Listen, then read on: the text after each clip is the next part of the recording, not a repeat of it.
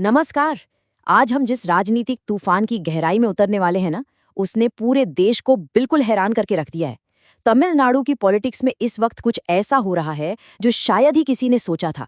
Cinema के पर्दे पर राज करने वाले अपने थलापति विजय क्या अब सच में असली जिंदगी में अगले मुख्यमंत्री बनने जा रहे हैं, या इस सस्पेंस थ्रिलर में अभी और भी कई ट्विस्ट्स आना बाकी हैं? बिना किसी देरी के सीधे इन आंकड़ों और ग्राउंड रियलिटी पर चलते हैं और इस पूरी स्थिति को समझते हैं। चलिए इस पूरी कहानी की शुरुआत करते हैं एक सबसे अहम नंबर से। 108 एक बिल्कुल नए पॉलिटिकल दल के रूप में टीवी के और उनके प्रेसिडेंट जोसेफ विजय के लिए ये नंबर किसी चमत्कार से कम नहीं है। यही वो आंकड़ा है जो उन्हें इस सीएम की रेस में सबसे आगे खड़ा करता है। ये एक बहुत ही सॉलिड शुरुआत है, नो डाउट। लेकिन राजनीति के इस बड़े खेल में सिर्फ आगे होना ही काफी नहीं होता, क्योंकि असली खेल तो अब शुरू होता है। इस पूरे गेम में एक और नंबर है जो सब पर भारी है, और वो है 118। ये है वो जादुई आंकड़ा, यानी मैजिक नंबर, जो सीधे मुख्यमंत्री की कुर्सी तक जाता है। अब ध्यान दीजिए, 108 और 118 के बीच का ये जो 10 सीट्स का छोटा सा फासला लग रहा है ना, एक्चुअली इस वक्त पूरे तमिलनाडु में यही सबसे बड़ा सवाल बना हुआ है। यही फासला तय करेगा कि अगले 5 साल सत्ता किसके हाथ में होगी। और इन्हीं 10 सीट्स की कमी ने पूरे राज्य में एक जबरदस्त राजनीतिक हलचल पैदा कर दी है। अगर हम चेन्नई के राजभवन की बात करें तो वहां की टेंशन लिटरली महसूस की जा सकती है।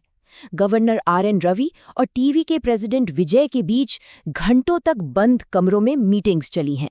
ये मैराथन मीटिंग्स इस बात का साफ इशारा है कि पर्दे के पीछे सरकार बनाने की कितनी तेज कोशिशें हो रही हैं। एक एक पल बहुत कीमती है और दाव इस वक्त सच में बहुत बड़ा है। अगर हम इसे मैथमेटिकली देखें तो 108 से 118 तक का ये सफ़र सुनने में भले ही छोटा लगता हो, पर सच बताऊं ये उतना आसान बिल्कुल नहीं है। टीवीके को इस गैप को भरने के लिए बाहरी सपोर्ट की सख्त, और मेरा मतलब है सख्त, ज़रूरत है। नंबर्स उनके फेवर में ज़रूर हैं, लेकिन आखिरी मंजिल तक पहुंचने के लिए उन्हें उन अलायंसेज और गठबंधनों की ज़रूरत पड़ेगी जो इस वक्त हवा में तैर रहे हैं। अब इस पॉलिटिकल चेसबोर्ड के दूसरे तरफ भी तो देखना होगा। डीएमके बिल्कुल शांत नहीं बैठी हैं।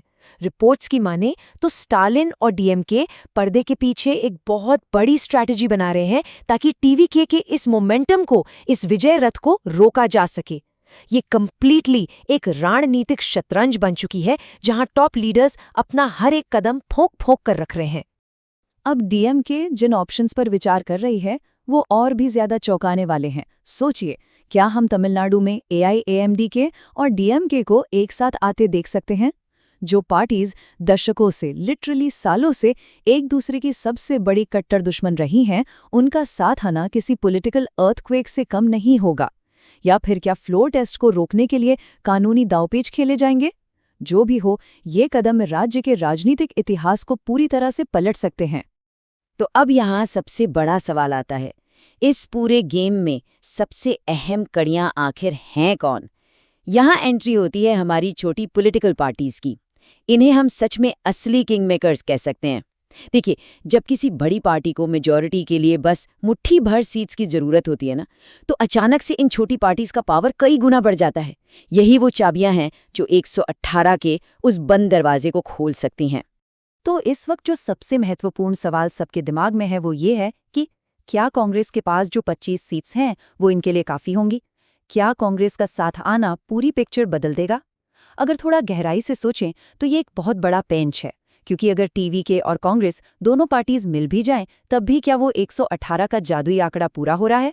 चलिए इसे थोड़ा क्लियर करते हैं। सियासी गणित यहाँ आकर बिल्कुल क्रिस्टल क्लियर हो जाता है।